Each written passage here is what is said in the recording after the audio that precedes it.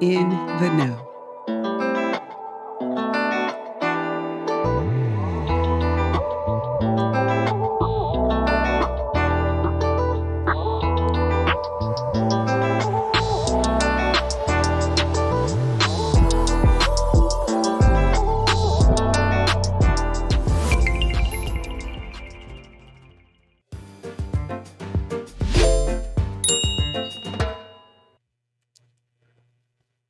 Welcome. I'm Miss Jill, and this is In the Know, where we're all about community.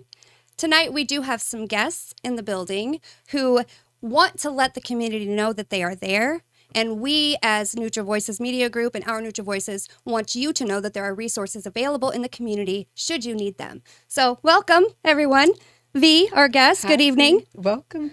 Thank you. Hi. We have Miss Michelle and Pamela with us from the Hope Center, correct? Hello. Yes, correct. Thank you for being here with us. Thank you. Michelle, we're going to go ahead and start with you. If you would just give a brief introduction with your position at the Hope Center. Absolutely. My name is Michelle Schoenefeld, and I am the Executive Director at a Hope Center. I've been in that position for about 2 years now, and I have been affiliated with a Hope Center for 17. All right. Well, thanks for having us. Yes. I'm Pamela, and I am the Director of Operations and Efficiency, and I'm also a nurse sonographer at a Hope Center. So I get to take lots of sonograms of the new mamas, and I love that. And I started as a volunteer, and now I'm on staff. Great. Well, thank you both, first of all, for being here with us. Before we get into this, let's talk a little bit about what is the Hope Center? I know myself, I believe there's one, you have 2 locations in Fort Wayne alone, right? Yes. So I think one of them is out in the Hobson Road area. Yes. So I always see the sign, but I myself really wasn't and still am not real aware of what it is. So let us know first what the Hope Center is. Okay, so a Hope Center is a pregnancy resource center. All of the services are free. We are faith-based, we are nonprofit, and so our services are at no charge to the clients. We have everything from pregnancy testing, ultrasounds, STI testing with treatment vouchers, parenting classes, incentive-based education. We have prevention education for sexual risk avoidance that we could go into the schools or youth groups or community organizations with the youth. We have healing intervention for post-abortion, grief support for miscarriages,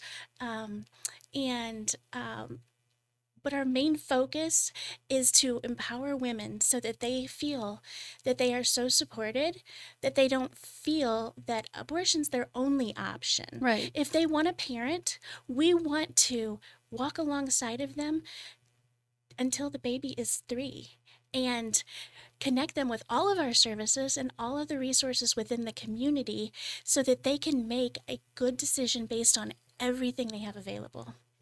Wow. Okay. There's our wows. Wait. I'm thinking, man, that every time I see the word hope in the logo, etc., I just thought, you just assume, okay, it's a place for ladies to go get help with pregnancy, etc. That was the thing I heard. But what you just said is so amazing because you said to walk alongside this mother, not to push her to abortion. That's right.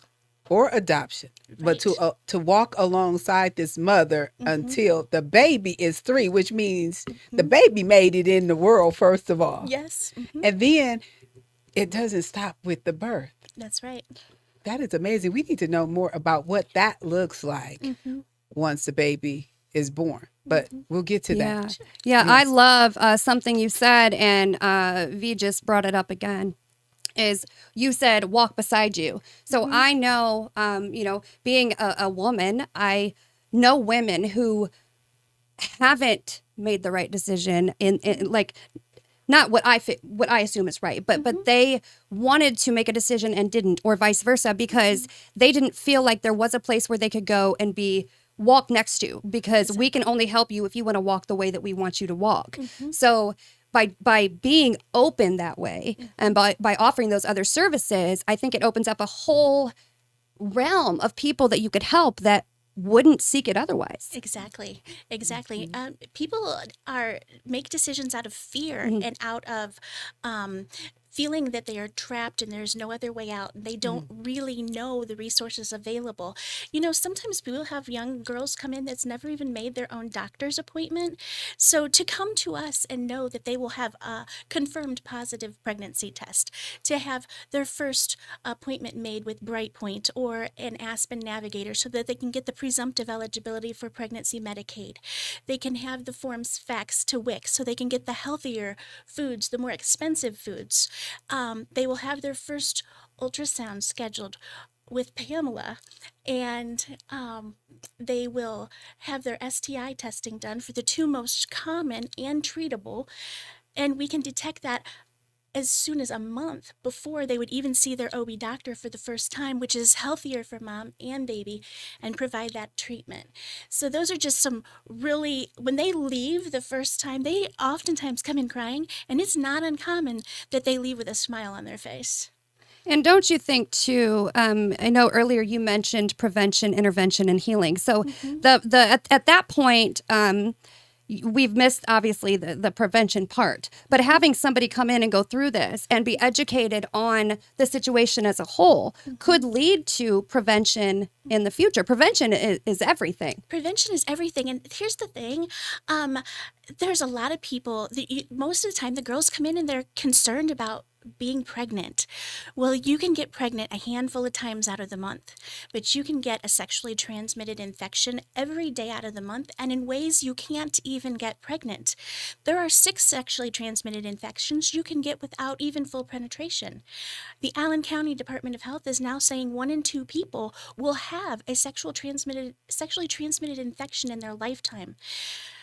Pregnancy isn't a disease, but a sexually transmitted infection is, and there's many of them that you will have for life. And we oftentimes will see people more distraught about finding out they had a positive STI result than they were about being pregnant. Wow. You know, they'll carry their positive pregnancy test pack out, but they will take that paper that has a positive STI and fold it up as little as they can and stick it in their jeans so that nobody can see. Wow. And And it's you- become a pandemic of its own. It really has. You can look up the facts about the, statistics. Yeah, from we the Board of were Health. on the news, I think it was a couple years ago. I want to say maybe 2018, 2019. And I don't remember exactly if it was chlamydia. I think that's what I want to say. But the health department was almost considering that an epidemic right here in our area. Yes, and so you know what? Chlamydia is one of those that you can have for a long time and not even know it because it can be symptomless, or the symptoms can be so vague that you wouldn't recognize them as symptoms, and it can pass on.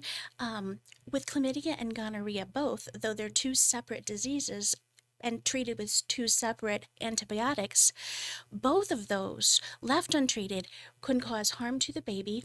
It can also cause harm to future fertility. The tubes can become scarred from infection from chlamydia and gonorrhea, and it can increase the risk of ectopic pregnancies. That's not always the reason of ectopic pregnancies, but it can increase the risk, and it can increase the risk of not even being able to get pregnant. So there's a lot more to it for the future that people aren't really necessarily aware of, and we want to make sure that the young people are aware of what this really means. There's no such thing as safe sex. Maybe less risky, Yes. but it's not safe. You can't, there's nothing 100% unless it's abstinence or being with a mutually monogamous relationship such as marriage is designed. Correct. Wow, that's a lot. Listen, you started out at one point, you were talking about when they come in and let's say we discover that they are pregnant. So at this point, are you running these sexually transmitted disease tests, or when do you do that process? Yeah, Pamela, why don't you tell them about the process of when they come in and they see you?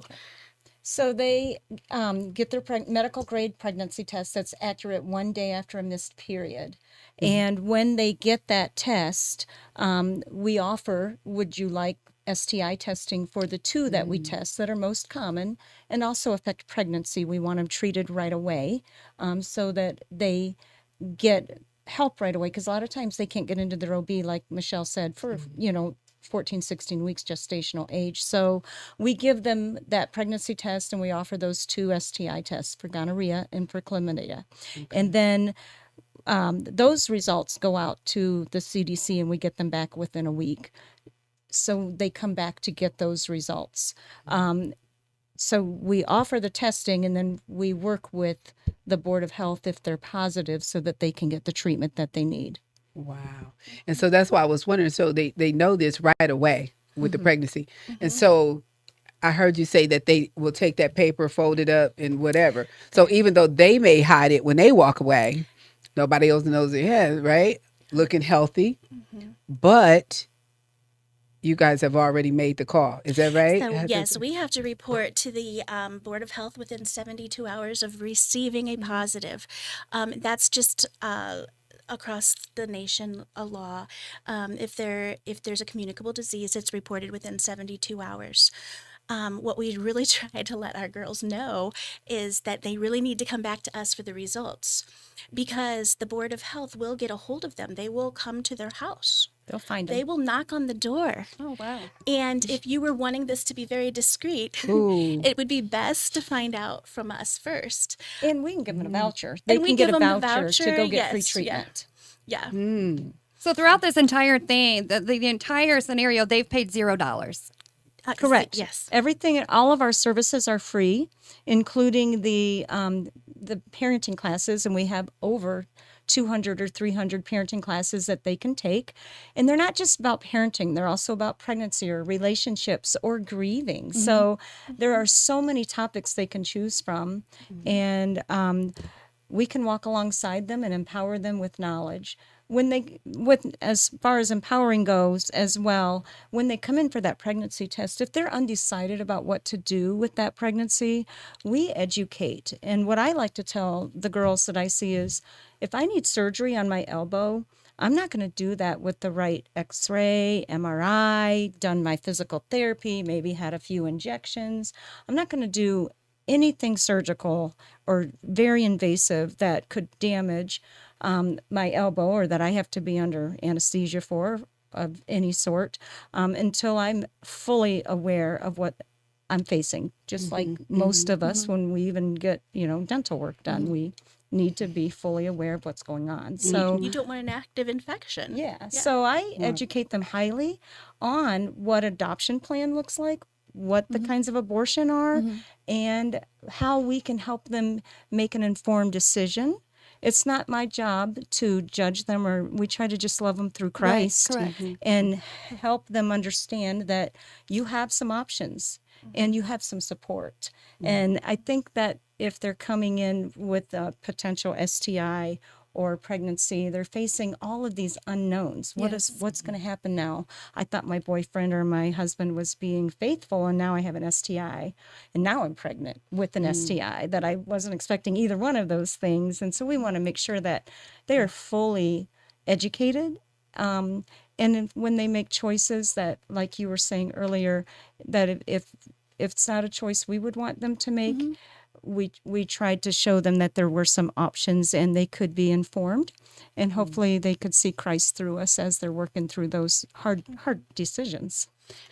So in the process, so working with them, informed, educated. I heard you say these things, right?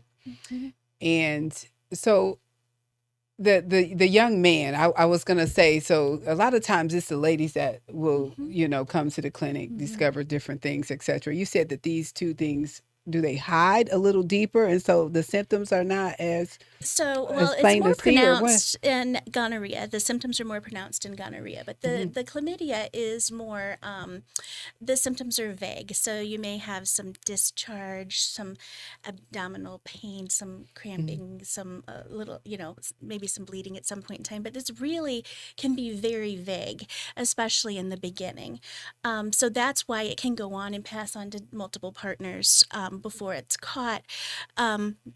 but it is treatable with antibiotics. And we'll oftentimes have girls that are pregnant and they will say, well, I'm already pregnant. Now I could just do whatever. I could Okay. just have sex as much as I want with Right. whoever I Yeah. want. Without protection, so to And we're speak. like, Right. no, no, no. This is the last thing you want to do for your health and the baby's health, because sexually transmitted infections are so prevalent.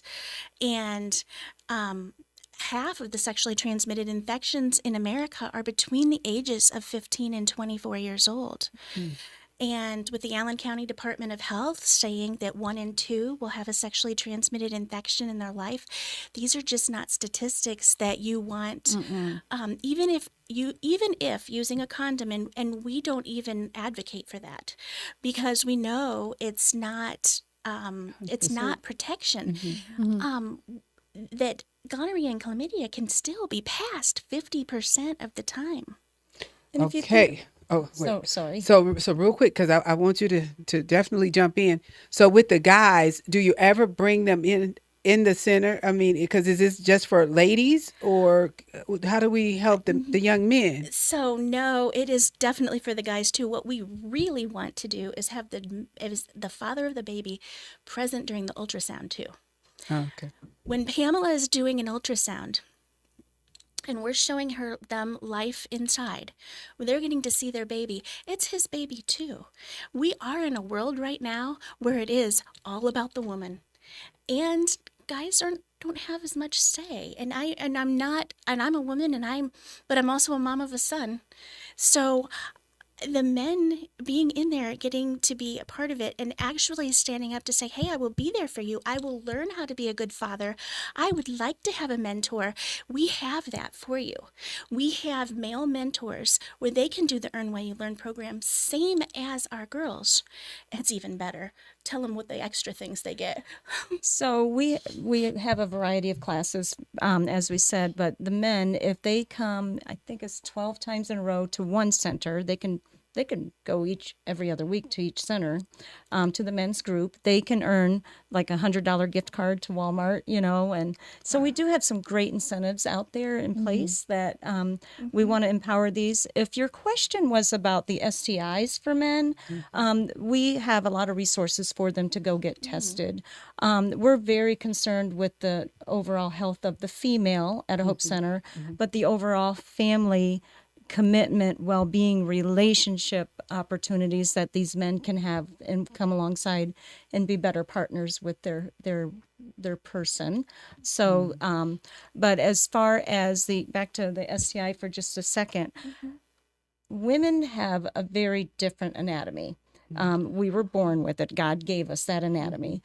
Men, even though symptoms are silent for both men and women for a long time before they are diagnosed, they may not experience as much symptoms as women might experience, because when the woman starts getting more UTIs or a little bit more abdominal pain or irregular periods, some of these symptoms are coming on because of other things, not because they just have a UTI.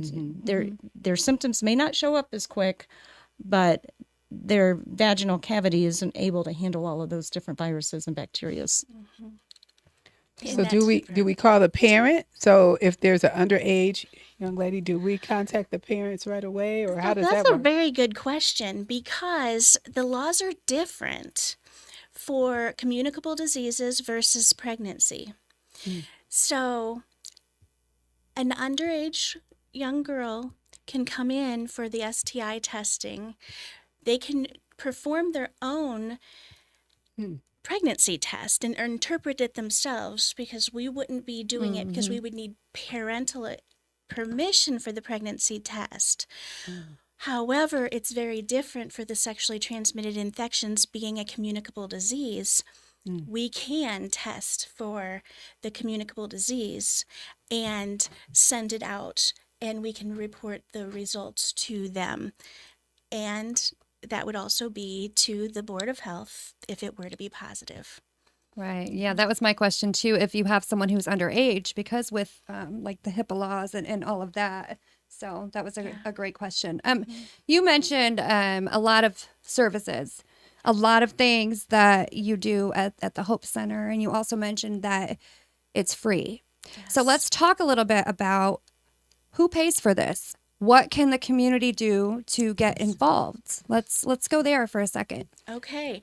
So the community has supported a Hope Center ever since 1984. And 75% of the funding comes from local churches and individuals. 75%. 20% is from corporate donations, and 5% is from local grants. And basically all right here in our community. We are community funded mostly by the Christian church. Can I stop you real quick because you said something that was very prevalent? Yeah. So you said 75% of the funding comes from local churches. And donors, individual donors and local churches. So the reason I stopped you there is because we've had many individuals, businesses, we've had discussions amongst ourselves about the lack of support from the churches given to the community or organizations.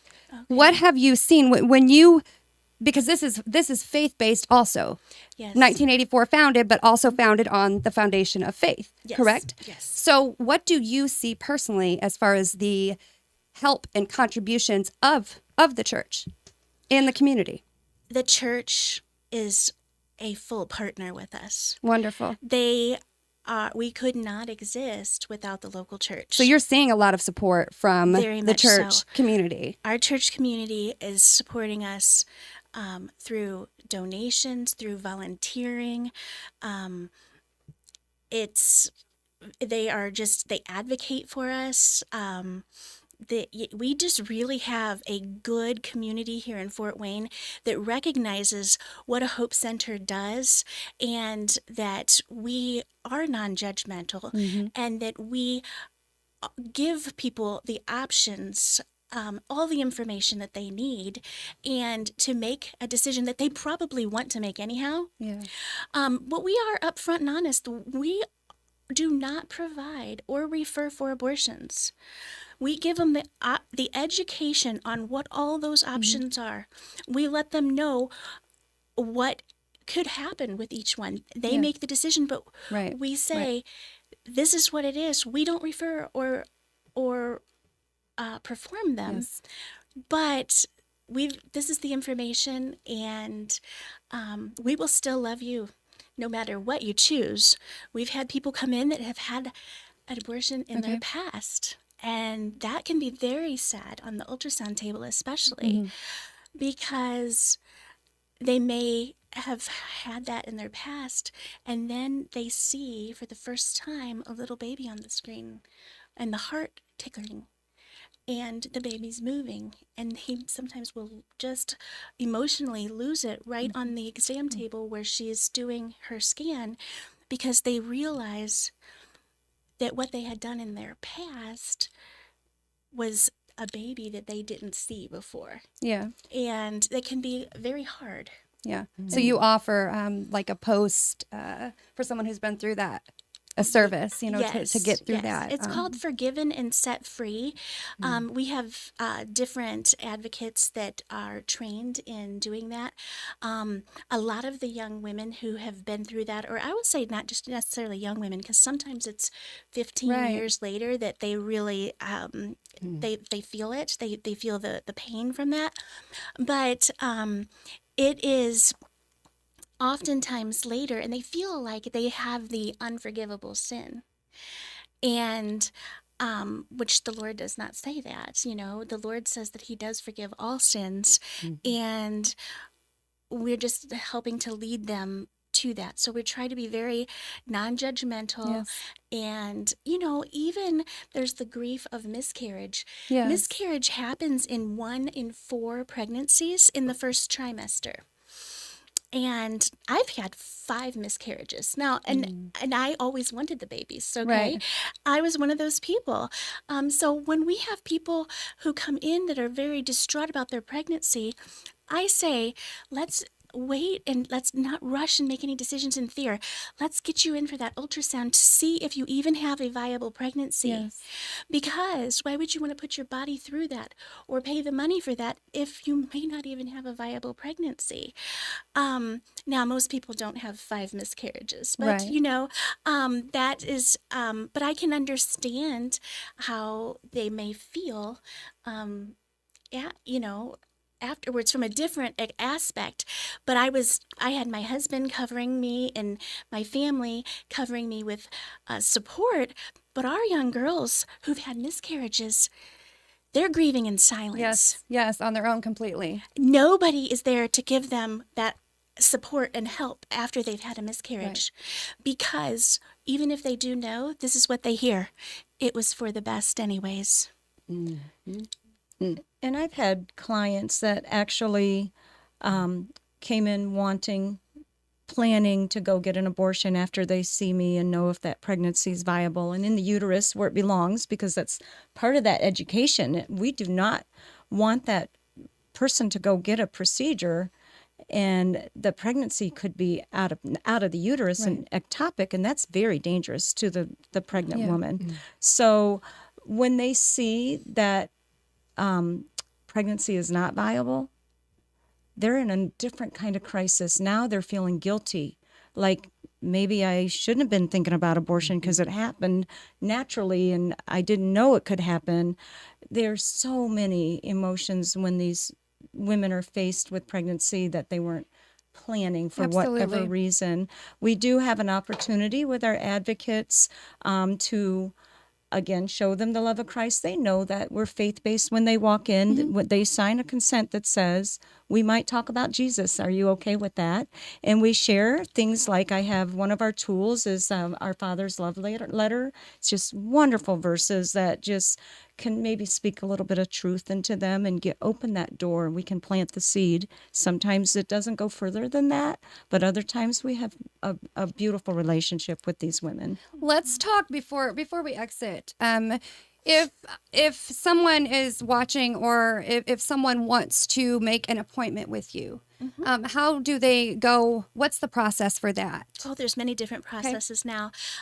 We have always had where you can make a telephone appointment, and we've had after hours through option line 24/7 calling. But now from our website, you can even do 24-hour texting to a nurse and ask questions 24/7. They can even and then we will have our nurses get back and get you scheduled in our appointments. So you can call, you can text, and you can be a walk-in at one of our centers. A walk-in is acceptable. Okay, what number would they call? Could you give that number? Yes, it's 422-3544. Thank you. Area code 260. Thank you. Yes. Thank you. And with this, someone can obviously get in pretty quickly if you do accept walk-ins, Yes. right? So they're not going to get the nerve up to finally come in, and then it's another 2 or 3 months, and then they go about their business. So it's pretty quick. One of our nurses took a client today a half hour before we closed because we don't turn them away. That is so beautiful. Yes. So at the beginning, I mentioned knowing more about after the birth. Yes. So can you talk a little bit about that? Yes, so after the birth, it's so beautiful to follow along. We have group classes like our Mocha Mamas class that has just blossomed. They can come in they can bring their babies, their toddlers with them every Thursday at the Hobson Road location from 12:30 to 1:30. Have a light lunch, and they'll be with Nurse Anna, who was a former NICU nurse who is a certified lactation specialist, a former nursing clinical instructor at Indiana Wesleyan, and a mother of 4 who's worked at a Hope Center for over 10 years.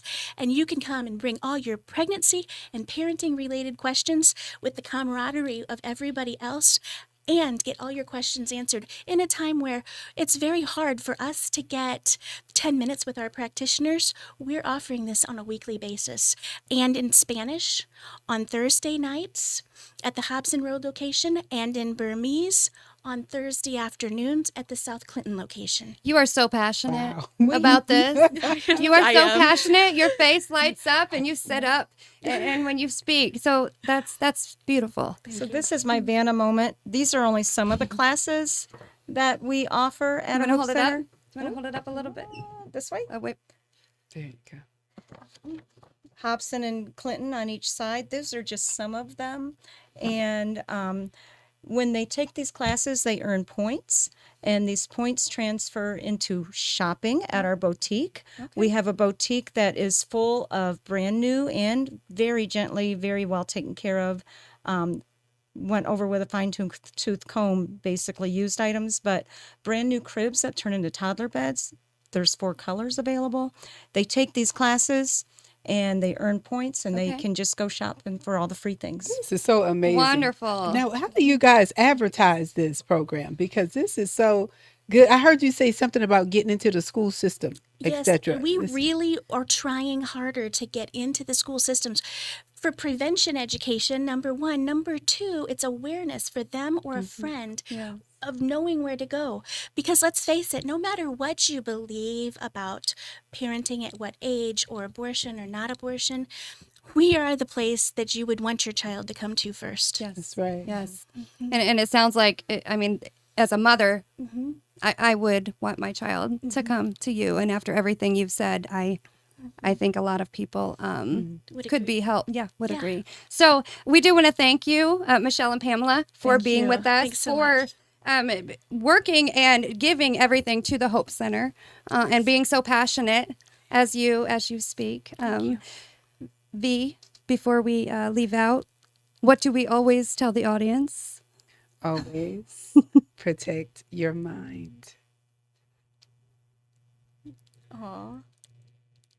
A podcast by Neutral Voices Easy. Media Easy. Group. In the know.